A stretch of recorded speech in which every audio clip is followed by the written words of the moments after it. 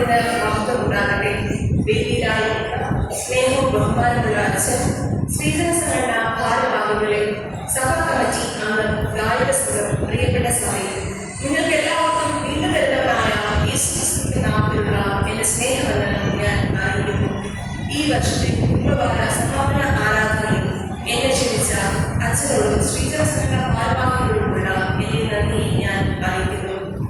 ദക്ഷിണ കേരള മഹാനഗര ഈ വർഷത്തെ കുടുംബവാരത്തിനായി നൽകിയിരിക്കുന്ന ചിന്താവിഷയം സംവേദനക്ഷമതയുടെ കാലത്ത് ക്രിസ്തുവിൽ വേരൂന്നിയ കുടുംബങ്ങൾ പണിതുയർത്തുക എന്നതാണ്. Building Christ-rooted families in the era of emotional sensitivity. ഇന്നത്തെ കാലഘട്ടത്തിൽ ഈ ചിന്താവിഷയം വളരെ പ്രാധാന്യം അർഹിക്കുന്നുണ്ട്. ഇന്ന് നാം നോക്കുമ്പോൾ കാലം അതിവേഗം സഞ്ചരിച്ചുകൊണ്ടേയിരിക്കുന്നു. പുരോഗതിയുടെ അനേകം കടവുകൾ നാം ഇതിനോടൊപ്പം തന്നെ ചവിട്ടിക്കൊണ്ടിരിക്കുന്നു. ഇതെല്ലാം നടക്കുമ്പോഴും ഒട്ടനവധി ദുഷ്ടതകളും തെറ്റായ പ്രവണതകളും വർദ്ധിച്ചുകൊണ്ടേയിരിക്കുന്നു. വർദ്ധിച്ചുകൊണ്ടിരിക്കുന്ന കൊലപാതകങ്ങൾ, അംശിക രാഷ്ട്രീയ സാമൂഹിക തീവ്രവാദങ്ങൾ, അതുപോലെ തന്നെ ലഹരിയുടെ ഉപയോഗം എല്ലാം വളരെയധികം വർദ്ധിക്കുന്ന കാഴ്ചയാണ് നമുക്കിന്ന് കാണാൻ കഴിയുന്നത്. അങ്ങനെ ദുഷ്ടതയുടെ പേർവാഴ്ച നടക്കുന്ന ഈ കാലഘട്ടത്തിൽ ക്രിസ്തുവിന്റെ മക്കളായ നാം ഓരോരുത്തരും ഉൾപ്പെട്ടിരിക്കുന്ന നമ്മുടെ കുടുംബങ്ങൾ ക്രിസ്തുവിൽ കേന്ദ്രീകൃതമാണോ, ക്രിസ്തുവിൽ വേരുകളുള്ളതാണോ എന്ന് പരിശോധിക്കുവാനും ചിന്തിക്കുവാനുമാണ് നാം ഇന്ന് ഇവിടെ ആയിരിക്കുന്നത്. നാം ചിന്തിച്ചു നോക്കുക, നമ്മുടെ കുടുംബം ക്രിസ്തു കേന്ദ്രീകൃതമാണോ എന്ന്. ദൈവം നമ്മെ ഏൽപ്പിച്ചിരിക്കുന്ന കുടുംബങ്ങളെ ഓർത്ത് നന്ദി അർപ്പിക്കുവാനും ക്രിസ്തുവെ വേരുറപ്പിച്ച് ക്രിസ്തുവിന്റെ മൂല്യങ്ങൾ നമ്മുടെ പ്രവൃത്തിയിൽ കൊണ്ടുവരുവാനും അത് നമ്മളുണ്ടോ എന്ന് സ്വയം ശോധന ചെയ്യേണ്ടതാണ് ഓരോ കുടുംബവാരം. അതിനായാണ് നാം ഓരോ വർഷവും കുടുംബവാരം ആചരിക്കുന്നത്. സംവേദനക്ഷമതയുടെ കാലത്താണ് നാം ഇന്ന് ജീവിച്ചിരിക്കുന്നത്. വികാര സൂക്ഷ്മതയെന്നും ഇമോഷണൽ സെൻസിറ്റിവിറ്റി എന്നും ഇതിനെ പറയാം. ഇന്നത്തെ കാലഘട്ടം മനുഷ്യ മനസ്സുകൾ അതീവ വികാരാത്മകവും സങ്കീർണ പ്രതികരണങ്ങളാൽ നിറഞ്ഞു ഇരിക്കുന്നു. തെറ്റും ശരിയും കൂട്ടിക്കലർന്ന ഈ കാലഘട്ടത്തിൽ സത്യമായി തിരിച്ചറിയുവാനും അതിനെ സംവേദനം ചെയ്യുക എന്നത് വളരെ പ്രയാസമേറിയ കാര്യമാണ്. സമൂഹത്തിലെ ആളുകൾക്ക് വികാരങ്ങൾക്കും മാനസിക ചിന്തകൾക്കും കുടുംബത്തെക്കാളധികം പ്രാധാന്യം നൽകി വരുന്നു. ഇതിന് ഒരു ഉദാഹരണമാണ് വർദ്ധിച്ചു വരുന്ന കൗൺസിലിംഗ് സെന്റേഴ്സ്. മുൻകാലങ്ങളിൽ ഒരു ഹോസ്പിറ്റൽ, ഒരു ഡിപ്പാർട്ട്മെന്റിലേക്ക് മാത്രം ഒരുങ്ങി നിൽക്കുന്ന സൈക്യാട്രി ഇന്ന് നാം നോക്കുമ്പോൾ പല രൂപഭേദങ്ങൾ, പല ഹോസ്പിറ്റലുകൾ, പല വിഭാഗങ്ങളായിട്ട് നമുക്ക് കാണാം. കുഞ്ഞു കുട്ടികൾ മുതൽ വയസ്സായവർ വരെ ഡിപ്രഷൻ കൂടുതലായി കണ്ടുവരുന്നു. ചെറിയ കാര്യങ്ങൾ പോലും നമ്മുടെ കുടുംബ ബന്ധങ്ങൾ വിള്ളലുണ്ടാക്കുന്നതായി നമുക്ക് കാണാം. ചെറിയ ഒരു വാക്കോ പ്രവൃത്തിയോ പോലും മറ്റൊരാളുടെ മനസ്സിനെ ആഴത്തിൽ മുറിയിപ്പിക്കുന്ന ഒരു കാലത്താണ് നാം ആയിരിക്കുന്നത്. മറ്റൊരാളുടെ ജീവൻ നഷ്ടമാക്കുവാൻ പോലും ഒരു വാക്കുകൊണ്ട് കഴിയുന്നുവെന്ന് നാം വാർത്തകൾ വായിക്കുമ്പോൾ മനസ്സിലാക്കുന്നു. ഇത്തരം കാലഘട്ടത്തിൽ ക്രിസ്തു നമ്മുടെ കേന്ദ്ര ബിന്ദുവാണെങ്കിൽ മാത്രമേ കുടുംബങ്ങളുടെ തീരുമാനങ്ങൾ ദൈവസ്നേഹത്തിൽ എടുക്കുവാനും നല്ല കുടുംബജീവിതം നയിക്കുവാനും നല്ല രീതിയിൽ ആശയങ്ങൾ സംവേദനം ചെയ്യുവാനും നമുക്ക് കഴിയുള്ളൂ. നമ്മളൊന്ന് വായിച്ചു കേട്ട വേദഭാഗം പഴയ യോശുവ 24-ാം അധ്യായം 15-ാം വാക്യത്തിൽ ഇപ്രകാരമായിരുന്നു: ഞാൻ എന്റെ കുടുംബവുമോ ഞങ്ങൾ യഹോവയെ സേവിക്കും. ഞാൻ എന്റെ കുടുംബവുമോ ഞങ്ങൾ യഹോവയെ സേവിക്കും. കുടുംബത്തിന്റെ അടിസ്ഥാനം വിശ്വാസത്തിലും പ്രാർത്ഥനയിലും സ്നേഹത്തിലും ആയെങ്കിൽ മാത്രമേ ഈ വികാരാത്മകമായ ഈ ലോകത്ത് സ്ഥിരത കൈവരിക്കുവാൻ നമുക്ക് സാധിക്കും. വികാര സൂക്ഷ്മതയുടെ കാലത്ത് നമ്മുടെ വികാരങ്ങളെ ഏറ്റവും അധികം നമ്മൾ പ്രകടിപ്പിക്കുവാനായി ഉപയോഗിക്കുന്നത് നമ്മുടെ വാക്കുകളെയാണ്. നമ്മുടെ വാക്കുകൾ പറ്റി വേദപുസ്തകം എന്താണ് പറയുന്നതെന്ന് നമുക്ക് ചിന്തിക്കാം.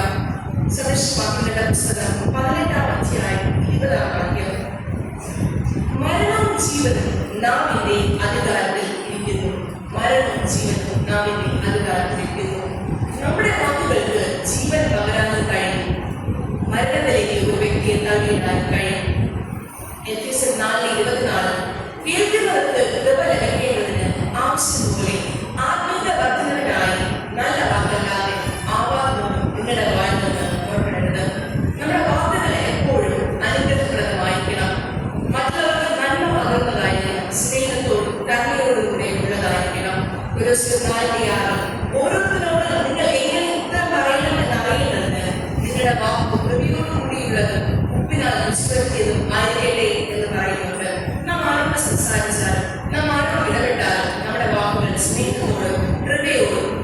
വെച്ച് വരുത്തിയതുമായിരിക്കണം.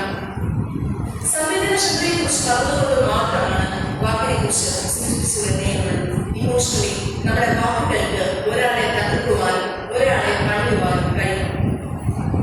നമ്മൾ ചിലരെങ്കിലും കേൾക്കുന്ന ഒരു കഥയാണ്, ഈ ലോകത്തിൽ ഒരിക്കലും രാജാവ് ഈ ലോകത്തിൽ ഏറ്റവും നല്ലതും മോശവുമായ 2 വസ്തുക്കൾ രാജസഭയിൽ സമർപ്പിക്കുന്നവർക്ക് കൈത്തറിയ സമ്മാനം നൽകാമെന്ന് അറിയിക്കുന്നു. കുറെ ദിവസത്തിനുള്ളിൽ ഒരു മനുഷ്യൻ താൻ നല്ലതും ചീത്തയുമായ വസ്തു കണ്ടുപിടിച്ചിട്ടുണ്ട് എന്നറിഞ്ഞ് രാജസഭയിലേക്ക് എത്തുന്നു. രാജാവ് വളരെ സന്തോഷമായി. രാജാവ് സമ്മാനങ്ങൾക്ക് തുറന്നു നോക്കിയപ്പോൾ അത് കണ്ട കാഴ്ച രാജാവിനെ ലഭിച്ചു. രക്തത്തിൽ പുരണ്ട ഒരു നാവാണ് അദ്ദേഹം കൊണ്ടുവന്നത്. രാജാവ് കോപാകുലനായി. രാജാവ് വിചാരിച്ചു തന്നെ നിന്ദിക്കുവാൻ കഴിയാക്കാനുമാണ് ഇയാൾ ഈ നാവിനെ കൊണ്ടുവന്നത്. രാജാവ് അയാളെ വധശിക്ഷ ലഭിക്കുകയാണ് ഉണ്ടായത്. തന്റെ കഴുത്തിൽ തൂക്കുതലയിൽ വീഴുന്നതിന് മുമ്പ് അവസാനമായി ആ മനുഷ്യൻ രാജാവിനെ ഉണർത്തിച്ചു. രാജാവെ, മധുരമായി ഉപയോഗിച്ചാൽ ഏറ്റവും നല്ലതും മലിനമായി ഉപയോഗിച്ചാൽ ഏറ്റവും ചീത്തയുമാവുന്ന ഒരേ വസ്തുവേ ഉള്ളൂ, അത് നാവാണ്. രാജാവ് ചിന്തിച്ചപ്പോൾ അത് ശരിയാണെന്ന് മനസ്സിലാക്കുകയും പിന്നത്തേത് അയാൾക്ക് കൈത്തറിയ സമ്മാനങ്ങൾ നൽകി പറഞ്ഞയച്ചു എന്നാണ് കഥ. ഈ കഥയിലൂടെ ഓർമ്മിപ്പിക്കുന്ന ഒരു യാഥാർത്ഥ്യമുണ്ട്. അതിന് ഏറ്റവും വിശിഷ്ടവും ഏറ്റവും മോശവുമാകുന്നത് നമ്മൾ അതെങ്ങനെ കൈകാര്യം ചെയ്യുന്നു എന്നതിലാണ്. ആശയവിനിമയത്തിലൂടെ, നമ്മുടെ സംസാരങ്ങളിലൂടെ, നമ്മുടെ പ്രവർത്തനങ്ങളിലൂടെ ഒരാളെ സന്തോഷിപ്പിക്കുവാനും ഒരാളെ വേദനിപ്പിക്കുവാനും കൊല്ലുവാനും നമുക്ക് കഴിയും. വാക്കുകൊണ്ടുള്ള മുറിവ് എന്ന് പറയുന്നത് വാളുകൊണ്ട് കിട്ടുന്നതിനേക്കാൾ വേദനാജനകമാണ്. നാവിനെ നിയന്ത്രിക്കാൻ കഴിയുന്നവന് തന്റെ ശരീരം മുഴുവൻ നിയന്ത്രിക്കാൻ കഴിയുമെന്ന് യാക്കോബ് പുസ്തകം നമ്മെ പഠിപ്പിക്കുന്നു. അതുപോലെ തന്നെ യാക്കോബ് 1:21 നമ്മൾ എങ്ങനെ സംസാരിക്കണമെന്ന് പറഞ്ഞിരിക്കുന്നു. നാം കേൾക്കുവാൻ വേദിയുള്ളവരും പറയാൻ താമസവും കോപത്തിന് താമസവും ഉള്ളവർ ആയിരിക്കട്ടെ. നമ്മളെല്ലാവരും സംസാരിക്കാൻ ഇഷ്ടപ്പെടുന്നവരാണ്. നമ്മൾ മറ്റുള്ളവരെ കേൾക്കുന്നതിനേക്കാൾ കൂടുതലായിട്ട് സംസാരിക്കുവാനാണ് ശ്രമിക്കുന്നത്. പക്ഷെ അപ്പോസ്തലൻ നമ്മളെ പഠിപ്പിക്കുന്നത് നമ്മളെ കൂടുതലായി കേൾക്കുവാൻ, നമ്മൾ സംസാരിക്കുന്നത് കുറിച്ചിട്ട് കേൾക്കുവാൻ നമ്മൾ തയ്യാറാകണം. കേൾക്കുവാൻ വേഗതയും പറയാൻ താമസം കോപത്തിന് താമസമുള്ളവർ ആയിരിക്കണം. മുൻകാലത്ത് നാം നോക്കുമ്പോൾ നമ്മുടെ ബേസിക് നീഡ്സ് എന്ന് പറയുന്നത് ആഹാരം, വസ്ത്രം, കിടക്കാനും പാർപ്പിടം എന്നത് മാത്രമായിരുന്നു. എന്നാൽ ഇന്നും നമ്മുടെ ബേസിക് നീഡ്സിന്റെ ലിസ്റ്റിൽ ഒരാളെ കൂടെ നമുക്ക് ഉൾപ്പെടുത്തേണ്ടതായിരിക്കുന്നു. അതെന്താണെന്ന് ഞാൻ പറയുന്നതിനേക്കാൾ മുൻപേ നിങ്ങൾക്ക് എല്ലാവർക്കും മനസ്സിലായതായിരുന്നു മൊബൈൽ ഫോൺ. മൊബൈൽ ഫോൺ ഇല്ലാതെ നമ്മുടെ ജീവിതത്തിൽ ഒരു നാഴിക പോലും നമുക്ക് ചിലവഴിക്കാൻ കഴിയുന്നില്ല. സോഷ്യൽ മീഡിയയിലൂടെ അതിവേഗം പ്രതികരിക്കാനും വിമർശിക്കുവാനും യഥാർത്ഥ വസ്തുതയാണോ എന്ന് അന്വേഷിക്കുന്നതിന് മുമ്പ് തന്നെ ആദ്യകാലം എന്നെ ദാവരമെന്ന് കരുതി മോശമായ ഭാഷകൾ ഉപയോഗിച്ച് മറ്റുള്ളവരുടെ ശ്രദ്ധ ആകർഷിക്കാമെന്ന് കരുതുന്നവരാണ് ഇന്ന് കൂടുതലും. എന്നാൽ ആ മെസ്സേജ് വായിക്കുന്ന അല്ലെങ്കിൽ ആ ആരോപണം ഉന്നയിക്കപ്പെട്ട വ്യക്തിയുടെ മക്കളും അവരുടെ അമ്മയപ്പന്മാരും ബന്ധുക്കളും ആ മെസ്സേജ് വായിക്കുമ്പോൾ ഉണ്ടാകുന്ന വേദനയെ പറ്റി നാം ആലോചിക്കാറില്ല. മറ്റൊരാളുടെ വേദന ആഘോഷിക്കപ്പെടുന്ന ഒരു കാലഘട്ടത്താണ് ഞാൻ നിങ്ങൾ വായിക്കുന്നത്. അപകടങ്ങൾ സംഭവിക്കുമ്പോൾ, മറ്റൊരാളുടെ ജീവിതത്തിൽ വീഴ്ചകൾ വരുമ്പോൾ വീഡിയോയായും സെൽഫിയായും ആ വാർത്തകൾ വൈറലാക്കാനാണ് നാം വ്യഗ്രത കാണിക്കുന്നത്.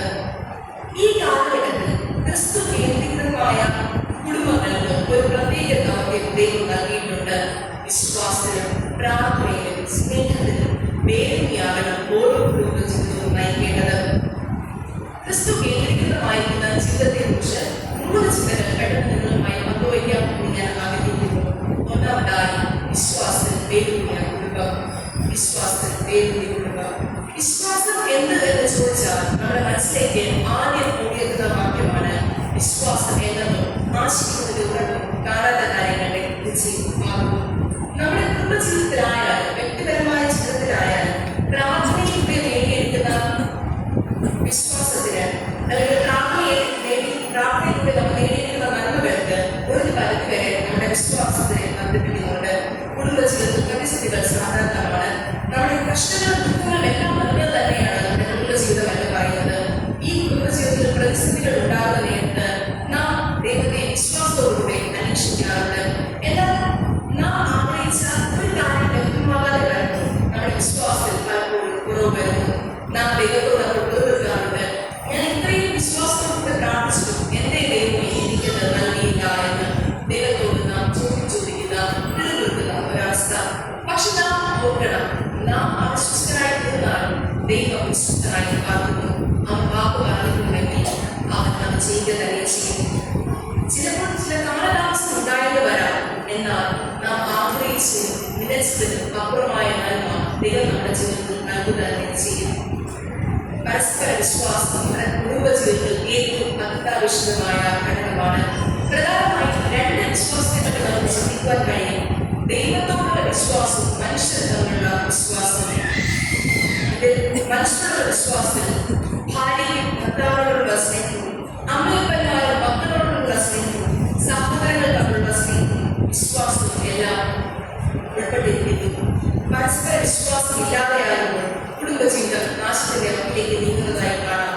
വിശുദ്ധ വേദപുസ്തകത്തിൽ ഉൽപ്പത്തി പുസ്തകം നാം വായിക്കുമ്പോൾ സൃഷ്ടിയുടെ ആരംഭത്തിൽ നാം കാണുന്നത് ദൈവ സൃഷ്ടിയെ കുറിച്ചാണ്. അതിൽ ഏറ്റവും മനോഹരമായി സ്വന്തം രൂപം നൽകി ജീവശ്വാസം നൽകി ദൈവം സൃഷ്ടിച്ചത് മനുഷ്യനെ മാത്രമാണ്. ദൈവത്തെക്കാൾ അല്പമാത്രം കാഴ്ചയുണ്ട്. അണിച്ച് സൃഷ്ടിച്ച മനുഷ്യനെ പിന്നീട് ദുഃഖിക്കുന്ന അല്ലെങ്കിൽ അന്തരിക്കുന്ന ദൈവത്തെ നാം കാണുന്നു. ആദാമിൽ നിന്നും ഭാവിയിൽ നിന്നും ആരംഭിച്ച വിശ്വാസവഞ്ചന ഇന്ന് നമ്മുടെ ഇടയിൽ തുടർന്നുകൊണ്ടേയിരിക്കുന്നു. എങ്കിലും കൈവിടാത്തവനായ ദൈവം നാം ഇന്നുവരെ നടത്തുന്നു. യോഹന്നാന്റെ സുവിശേഷം 11-ാം അധ്യായം 40-ാം വാക്യം, വിശ്വസിച്ചാൽ നീ ദൈവത്തിന്റെ മഹത്വം കാണും എന്ന് എഴുതിയിരിക്കുന്നു. വിശ്വാസം കൂടാതെ നമുക്ക് ഒരിക്കലും ദൈവത്തെ സാധിക്കുവാൻ കഴിയില്ല. വേദപുസ്തകത്തിൽ യോബിന്റെ ജീവിതം നാം പഠിക്കുമ്പോൾ സാധാരണ സാഹചര്യം മൂലം യോബിനെ പരീക്ഷിക്കുവാൻ ദൈവം അനുവദിക്കുന്നു. എന്നാൽ ഒരൊറ്റ കാര്യം മാത്രം ദൈവം സാധാരണ നൽകും, അവന്റെ പ്രാണനിൽ മാത്രം നീ തുടരുത്. സാധാരണ പരീക്ഷിക്കപ്പെട്ട യോബിന് തന്റെ സകല സമ്പത്തും നഷ്ടമാകുന്നതായി കാണാം. ഒരു ദിവസത്തിൽ തന്നെ താനേറെ സ്നേഹിച്ച് ലാളിച്ചുകൊണ്ട് തന്റെ മക്കൾ തനിക്ക് നഷ്ടമാകുന്നു. തലമുള്ള കാൽ വരെ വളരെവിധമായ വ്രണങ്ങളാൽ നിറയുന്നു. പക്ഷേ അപ്പോഴും വിശ്വാസത്തിന് ആളുകളെ വ്യതിചരിക്കുവാൻ യോബ് തയ്യാറാകുന്നില്ല. തന്റെ ഭാര്യ തന്നെ പറയുന്നത് വിശ്വാസത്തെ മനസ്സിലാകാമെന്ന്. പക്ഷെ അപ്പോഴും യോബ് പറയുന്ന ഉത്തരം നമ്മെ ചിന്തിപ്പിക്കുന്നതാണ്. നാം ദൈവത്തിൽ നിന്ന് നന്മ കൈക്കൊള്ളുന്നില്ലയോ എന്നാൽ തിന്മയും കൈക്കൊള്ളുന്നു. നാം ദൈവത്തിൽ നിന്ന് നന്മ കൈക്കൊള്ളുന്നുവെങ്കിൽ തിന്മയും കൈക്കൊള്ളുവാൻ നാം ബാധ്യസ്ഥരാണ്. ഈ പരീക്ഷണങ്ങളിലൊന്നും യോബ് തന്റെ വിശ്വാസം തിരിച്ചു കളയാനിടയില്ല. അതുകൊണ്ടാണ് നമ്മുടെ ഓരോരുത്തരുടെയും ദൈവത്തിലുള്ള വിശ്വാസം. മറ്റൊന്നിന്റെ പേരിൽ നാം നമ്മുടെ വിശ്വാസം വെട്ടുകളയുവാൻ ഇടയാകരുത്. ദൈവത്തിൽ പൂർണ്ണമായി വിശ്വസിച്ചുകൊണ്ട്, ദൈവത്തിൽ പൂർണ്ണമായും ആശ്രയിച്ചുകൊണ്ട് കുടുംബജീവിതം പരസ്പര വിശ്വാസത്തിൽ മുന്നോട്ട് പോകുവാൻ നമുക്ക് സാധിക്കണം. രണ്ടാമതായി പ്രാർത്ഥനയിൽ വേരൂന്നിയ കുടുംബം. ക്രിസ്തുവിൽ വേരൂന്നിയ ഒരു കുടുംബത്തിന്റെ പ്രത്യേകതയാണ് ദൈവത്തോടുള്ള നിരന്തരമായ പ്രാർത്ഥന. ഭവനങ്ങളിൽ കുടുംബ പ്രാർത്ഥനകൾക്ക് പ്രാധാന്യം നൽകുക. പ്രാർത്ഥന അപ്പനോ അമ്മയ്ക്കോ മാത്രമുള്ളതല്ല, അത് മക്കൾക്ക് കൂടെ ഉള്ളതാണ് എന്ന് അവരെ ഓർമ്മിപ്പിക്കുക. അവരെ പ്രാർത്ഥിക്കാൻ പഠിപ്പിക്കുക. അവരെ പ്രാർത്ഥിക്കാൻ വേണ്ടി പ്രോത്സാഹിപ്പിക്കുകയും ചെയ്യുന്നത് ദൈവം നമ്മൾ ഓരോരുത്തരും ഏൽപ്പിച്ചിരിക്കുന്ന കടമയാണ്. ഒന്നിച്ച് പ്രാർത്ഥിക്കുന്ന കുടുംബം ഒന്നിച്ച് നിലനിൽക്കും എന്ന കാര്യം ഒരിക്കലും മറക്കാതിരിക്കുക. എത്ര കാലമാണ് നാം പ്രാർത്ഥിക്കേണ്ടത്? ഇടവിടാതെ നാം പ്രാർത്ഥിക്കണം. എല്ലാവർക്കും വേണ്ടി നാം ദൈവത്തോട് സ്തോത്രം ചെയ്യണം. എല്ലായ്പ്പോഴും ദൈവമുഖം നാം അന്വേഷിക്കണം. ജീവിതം മാറ്റിവരച്ച അനേക വ്യക്തികളുടെ പ്രാർത്ഥന നമുക്ക് ബൈബിളിലുടനീളം കാണാൻ കഴിയും. ഒന്നാമതായി വിശ്വാസിയുടെ പിതാവായ അബ്രഹാമിന്റെ പ്രാർത്ഥന. ആശയ്ക്ക് വിരോധമായി ആശയോടെ അബ്രഹാം വാർദ്ധക്യത്തിൽ തലമുറകൾക്ക് വേണ്ടി പ്രാർത്ഥിച്ചപ്പോൾ സന്തതി പരമ്പരകളെ നൽകി ദൈവം അബ്രഹാമിനെ അനുഗ്രഹിക്കുകയുണ്ടായി. ഹാഗറിന്റെ പ്രാർത്ഥന. ദൈവസന്നിധി തന്റെ മൈനത്തെ മരണം കാണാനാകാതെ മാർഗടിച്ചു കഴിഞ്ഞ ഹാഗറിന്റെ പ്രാർത്ഥന ദൈവസന്നിധിയിലെത്തുകയും ദൈവം പുതിയ വീരതോടെ മുഖത്തുകൊടുത്ത് ഇസ്മായിലിന്റെ ജീവിതത്തെ കുറിച്ച് നൽകുകയും ചെയ്തു. മൂന്നാമത്തെ ഇസ്രായേലിന്റെ പ്രാർത്ഥന. തങ്ങളെ അടക്കത്തിൽ നിന്ന് ലഭിക്കണമേ എന്ന് ദൈവസന്നിധിയിൽ മുഴങ്കാലുകൾ മടങ്ങി അവർ പ്രാർത്ഥിച്ചപ്പോൾ ദൈവം അവരെ കനാൻ ദേശത്തേക്ക് നയിക്കുകയുണ്ടായി. ഹന്നായുടെ പ്രാർത്ഥന.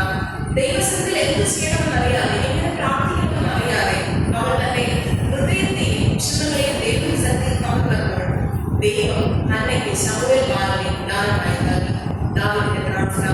ആട്ടിടയനായിരുന്ന ദാവീദ് ഇങ്ങനെ കൊണ്ട് ദൈവത്തെ സ്തുതിച്ച് പ്രാർത്ഥിച്ചപ്പോൾ പിന്നത്തേതിൽ ആ ആട്ടിടയന്റെ സ്ഥാനത്ത് നിന്ന് ദൈവം അവനെ ഇസ്രായേലിലെ രണ്ടാമത്തെ രാജാവായി നിയോഗിച്ചു. ഹിസ്കിയ രാജാവിന്റെ പ്രാർത്ഥന.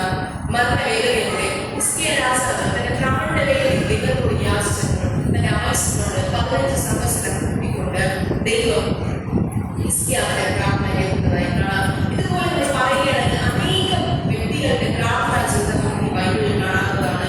യേശു സമയം കിട്ടുമ്പോഴൊക്കെ നിർജ്ജന പ്രദേശത്ത് വാങ്ങിപ്പോയി പ്രാർത്ഥിക്കുവാൻ സമയം കണ്ടെത്തി. നമുക്ക് ദൈവസന്നിധിയിൽ മുഴങ്ങാൻ മടക്കാം. സമയം കിട്ടുമ്പോഴൊക്കെ പ്രാർത്ഥനയിൽ നമുക്ക് ചെലവിടാം. എങ്കിൽ നമ്മുടെ ജീവിതങ്ങളിലെ അവസ്ഥകൾക്ക് മാറ്റം സൃഷ്ടിക്കുവാൻ നമുക്ക് കഴിയും. പ്രാർത്ഥനകൾക്ക് അത്രയേറെ ശക്തിയുണ്ട്. അടിയന്തര ഘട്ടങ്ങളിലും അത്യാഹിതത്തിൽ മാത്രമല്ല നാം ദൈവത്തെ അന്വേഷിക്കേണ്ടത്. നമ്മുടെ സാഹചര്യങ്ങൾ പ്രതികൂലമായാലും അനുകൂലമായാലും അവയിലെല്ലാം നമ്മെ സംരക്ഷിക്കുകയും പരിപാലിക്കുകയും ചെയ്ത ദൈവത്തെ നാം നോക്കണം. ഒരു പ്രശ്നങ്ങൾ വന്നാലും അല്ലെങ്കിൽ നമ്മുടെ സാഹചര്യങ്ങൾ അനുസരിച്ച് മാറാവുന്നതല്ല നാം ദൈവത്തോടുള്ള ബന്ധം എന്ന് പറയുന്ന കാര്യം ഒരു നാളും മറന്നു പോകരുത്. മക്കൾ അപ്പൻ്റെ അടുക്കൽ ചെല്ലുന്നത് ഒരു പ്രശ്നം വരുമ്പോൾ മാത്രമല്ല, അവസരം ലഭിക്കുമ്പോൾ മുഴുവനുമാണ്. കാരണം പിതാവിന്റെ സാന്നിധ്യം അവർക്ക് സന്തോഷവും സമൃദ്ധിയും നൽകുന്നു. ദാനിയേലിന്റെ ജീവിതം നാം പരിശോധിക്കുമ്പോൾ ദാനിയേൽ 6-ാം അധ്യായം 9-10 വാക്യങ്ങൾ, ദാനിയേൽ പ്രവാചക പുസ്തകം 6-ാം അധ്യായം 9-10 വാക്യങ്ങൾ. അങ്ങനെ ദാരിയസ് രാജാവ് രേഖയും വിരോധന കൽപ്പനയും എഴുതിച്ചു. എന്നാൽ രേഖ എഴുതിയിരിക്കുന്നു എന്ന് ദാനിയേൽ അറിഞ്ഞപ്പോൾ അവൻ വീട്ടിൽ ചെന്നു അവന്റെ മാളികമുറിയുടെ ഇരുഭാഗം യെരൂശലേമിന്റെ നേരെ തുറന്നിരുന്നു. താൻ മുൻപേ ചെയ്തു വന്നതുപോലെ ദിവസം 3 പ്രാവശ്യം മുട്ടുകുത്തി തന്റെ ദൈവത്തിന്റെ സന്നിധിയിൽ പ്രാർത്ഥിച്ച് സ്തോത്രം ചെയ്തു. ഇവിടെ നാം വായിക്കുന്നു, പ്രതിസന്ധി വന്നപ്പോൾ ദൈവത്തെ അന്വേഷിച്ചു അല്ലെങ്കിൽ ദൈവത്തോട് പ്രാർത്ഥിച്ചു എന്നല്ല, താൻ മുൻപ് ചെയ്തു വന്നതുപോലെ തന്റെ പതിവ് പോലെ ദൈവത്തോട് പ്രാർത്ഥിച്ചു എന്നാണ്. തന്റെ വിജയവും പദവിയും സ്ഥാനമാനങ്ങൾ കൈവന്നു. ഇപ്പോൾ ആ പ്രതിസന്ധി നേരിട്ടപ്പോൾ നന്ദി പറയുകയും സ്തോത്രം ചെയ്യുകയും ചെയ്ത ദാനിയേലിന്റെ പ്രാർത്ഥനാ ജീവിതം നാം അനുകരിക്കേണ്ടതാണ്. പ്രതിസന്ധി ഘട്ടങ്ങളിലും അടിയന്തര ഘട്ടങ്ങളിലും നാം ദൈവത്തോട് കഴിക്കുന്ന അപേക്ഷ ദൈവം നിരസിക്കും എന്നല്ല, ദൈവം പ്രാർത്ഥന കേൾക്കുന്ന ദൈവം തന്നെയാണ്. എന്നാൽ നമ്മുടെ സന്തോഷ അവസരങ്ങളിൽ വിജയങ്ങളും നേട്ടങ്ങളും നമുക്ക് ലഭിക്കുമ്പോഴും നന്ദിയോടെ നാം ദൈവസന്നിധിയിൽ എത്തുമെന്ന് ദൈവം നമ്മളെക്കുറിച്ച് ആഗ്രഹിക്കുന്നു, അല്ലെങ്കിൽ ദൈവം നമ്മളിൽ നിന്ന് അത് പ്രതീക്ഷിക്കുന്നു. എല്ലാവർക്കും വേണ്ടി സ്തോത്രം ചെയ്യുന്ന മനസ്സ്, ദൈവവുമായി കൂട്ടായ്മ ആവശ്യിക്കുന്ന ഒരു ആത്മാവ് നമുക്ക് ഉണ്ടാകണം. നമ്മുടെ സാഹചര്യം ഒരിക്കലും ദൈവവുമായുള്ള നമ്മുടെ ബന്ധത്തെ വിച്ഛേദിക്കുവാൻ ഇടയാകരുത്. നമുക്ക് എല്ലാവർക്കും അറിയാവുന്ന ഒരു മൃഗമാണ് ഒട്ടകം. ഒട്ടകം തന്റെ യജമാനന്റെ മുമ്പിൽ 3 തവണ മുട്ടുകുന്നതായി കാണാം. രാവിലെ തന്റെ ഭാരങ്ങൾ തന്റെ ചുമടിൽ ഏറ്റുവാങ്ങുവാൻ, ഉച്ചയ്ക്ക് അത് ഇറക്കി വിശ്രമിക്കുവാൻ, അതിനുശേഷം വൈകുന്നേരം അത് വീണ്ടും വഹിച്ച് മുന്നോട്ടേക്ക് നടക്കുവാൻ അത് തന്റെ യജമാനന്റെ മുമ്പിൽ മുട്ടുകുന്നു. അതുപോലെ നാം നമ്മുടെ യജമാനൻ നമ്മുടെ ജീവന്റെ ഉടമയുമായ ദൈവത്തിന്റെ മുമ്പിൽ മുട്ടുകുക. അത് ജീവിതത്തിൽ പുതിയ പുതിയ നന്മകളും അനുഗ്രഹങ്ങളും കൈക്കൊള്ളുവാൻ ഇടയാകും. ഒന്നിച്ച് പ്രാർത്ഥിക്കുന്നു, ഒന്നിച്ച് നിലനിൽക്കും. അവസാനമായി നമുക്ക് ചിന്തിക്കാം, സ്നേഹത്തിൽ വേരൂന്നിക്കുന്നു. ഒന്നാമതായി നാം ചിന്തിച്ചു വിശ്വാസത്തിൽ വേരൂന്നിക്കുക, രണ്ടാമതായി പ്രാർത്ഥനയിൽ വേരൂന്നിക്കുക, മൂന്നാമതായി സ്നേഹത്തിൽ വേരൂന്നിക്കുക. ഒന്ന് ചിന്തിക്കുക, നമ്മുടെ ദൈനംദിന ജീവിതത്തിൽ പരസ്പരം സ്നേഹിക്കുവാൻ നമുക്ക് സമയം കിട്ടാറുണ്ടോ? താമസം ഒരു വീട്ടിലാണെങ്കിൽ ഒന്നിച്ച് ഭക്ഷണം കഴിച്ചിട്ടോ സംസാരിച്ചിട്ടോ ദിവസങ്ങളായി കാണും. ഇങ്ങനെയുള്ള പല സ്ത്രീ കുടുംബങ്ങളും നമുക്കിടയിലുണ്ട്.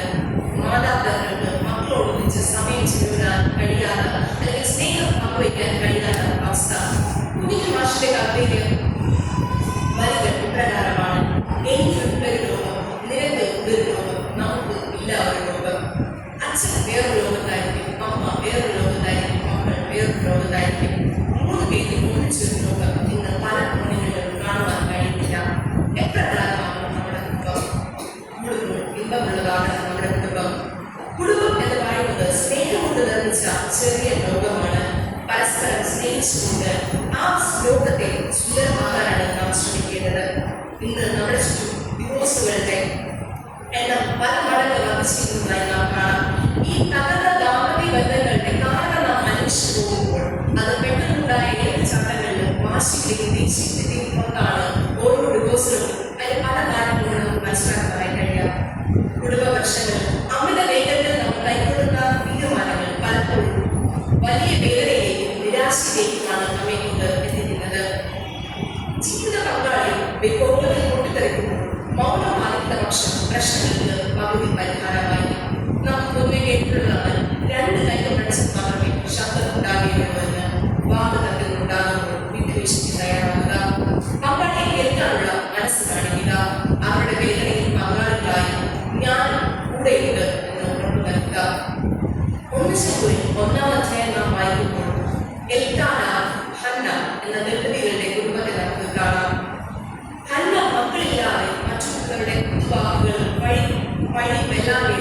വളരെ വിഷമിച്ച് പട്ടിണിയാണ്. നമ്മൾ പട്ടിണി കിടക്കുന്നത് കണ്ട കേൾക്കാൻ അവളോട്, തന്നെ നീ എന്തിനു കരയുന്നു? നീ എന്തിന് പട്ടിണി കിടക്കുന്നു? നീ വിഷമിക്കുന്നത് എന്ത്? ഞാൻ നിനക്ക് 10 പുത്രന്മാരെക്കാൾ നന്നല്ലയോ എന്ന് പറഞ്ഞ് അവളെ ആശ്വസിപ്പിക്കുകയും ചേർത്തണക്കുകയും ചെയ്യുന്നു. അത് അന്നേക്ക് പകർന്നു നൽകിയ മനോധൈര്യവും ആശ്വാസവും ചെറുതല്ല. പുതുവാക്കുകൾ പറഞ്ഞ് വേണമെങ്കിൽ അയാൾക്ക് അവളെ വേദനിപ്പിക്കാമായിരുന്നു. എന്നാൽ കേൾക്കാന് അന്നെ ഒന്ന് ചേർന്ന് അവളെ ആശ്വസിപ്പിക്കുകയാണ് ഉണ്ടായത്. നമ്മൾ നമ്മുടെ കുടുംബജീവിതത്തിൽ ഇപ്രകാരമാണ് ചെയ്യുന്നത്. പുതുവാക്കുകൾ പറഞ്ഞ് വീണ്ടും അവരെ വേദനിപ്പിക്കുവാനല്ല, ആ വേദനയിൽ പങ്കാളികളായിക്കൊണ്ട് അവരെ ദുഃഖത്തിൽ ചേർന്ന് നിൽക്കുന്നുണ്ട്. ഭൂമി ഒരു പർദീസം തീർക്കുവാൻ നമുക്ക് കഴിയും. വിവാഹ ജീവിതത്തിൽ നാം സഭയിൽ വെച്ച് ചെയ്ത പ്രതിജ്ഞ നാം മറക്കാതിരിക്കുക. സുഖത്തിലും ദുഃഖത്തിലും സമ്പത്തിലും ദരിദ്രതയിലും ദീനത്തിലും സുഖത്തിലും മരണം നമ്മെ വേർപിരിക്കുന്നതുവരെ നാം അനുശാസിക്കുമെന്ന് നമ്മുടെ ആദ്യത്തിൽ നിന്ന് പ്രതിജ്ഞ ചെയ്തവരാണ് നാം ഓരോരുത്തരും. ആ പ്രതിജ്ഞ ജീവിതാവസാനം വരെ മറക്കാതിരിക്കുക. പ്രിയപ്പെട്ടവരുടെ സന്തോഷത്തിനായി അല്ലെങ്കിൽ കുടുംബ ജീവിതത്തിന്റെ സന്തോഷത്തിനായി തോറ്റു കൊടുക്കുന്നത് ഒരു വിജയം തന്നെയാണ്. ഭവനം എന്നത് ഏകാഗ്രതയും പറമ്പ ഒരു ഇടവുമായി മാറുമ്പോഴാണ് അവിടെ വസിക്കുന്നവർക്ക് സുരക്ഷിതവും അനുഭവപ്പെടുന്നത്. കേൾക്കുവാനുള്ളതും പാടാനുള്ളതുമായി മാറുമ്പോൾ ഇന്ന് ആധുനിക മനുഷ്യൻ നേരിടുന്ന ഏറ്റവും വലിയ പ്രശ്നം തനിക്ക് ആരുമില്ല എന്ന തോന്നലാണ്. ഭവനത്തിനകത്ത് ഒറ്റപ്പെടുക, തന്നെ അംഗീകരിക്കുവാനോ കേൾക്കുവാനോ ആരും ഇല്ല എന്നുള്ള തോന്നൽ പലരെയും ഡിപ്രഷനിലേക്ക് വഴിതെളിക്കുന്നു. സോഷ്യൽ മീഡിയ കുട്ടികളെയും മുതിർന്നവരെയും ഒരുപോലെ സ്വാധീനം ചെലുത്തുന്നു. മണിക്കൂറുകളോളം ഇന്റർനെറ്റിന്റെ മുമ്പിലും മൊബൈൽ ഫോണിന്റെ മുമ്പിലും ആയിരിക്കുന്നത് കുറവല്ല. ഇത്തരത്തിൽ നമ്മൾ നമ്മുടെ കോർപ്പറേറ്റ് ടൈം മൊബൈൽ ഫോണിന്റെ മുമ്പിലും മറ്റ് പല കാര്യങ്ങളും ചിലവഴിക്കുമ്പോൾ കുടുംബങ്ങൾക്കിടയിലുള്ള ആശയബന്ധത്തെ അത് വളരെയധികം പ്രതികൂലമായി ബാധിക്കുന്നു. നമ്മൾ നമ്മുടെ ക്വാളിറ്റി ടൈം, നമ്മുടെ പ്രൈം ടൈം നമ്മുടെ ഫാമിലിയുമായിട്ട് നമ്മുടെ മക്കളുമായിട്ട് ചെലവിടാൻ സമയം കണ്ടെത്തണം. ഒരു ദിവസത്തിൽ എല്ലാവർക്കും നമുക്ക് സമയം കിട്ടിയിട്ടായാലും വരാം. ഒരു ദിവസത്തിൽ ഒരു പ്രാവശ്യമെങ്കിലും ഒരു 10 മിനിറ്റ് നമ്മൾ നമ്മുടെ മക്കളുമായിട്ട് കുടുംബാംഗങ്ങളുമായിട്ട് സംസാരിക്കാൻ സമയം കണ്ടെത്തണം. ഒരുമിച്ച് ഒരു നേരമെങ്കിലും ഭക്ഷണം കഴിക്കുവാൻ ശ്രമിക്കണം.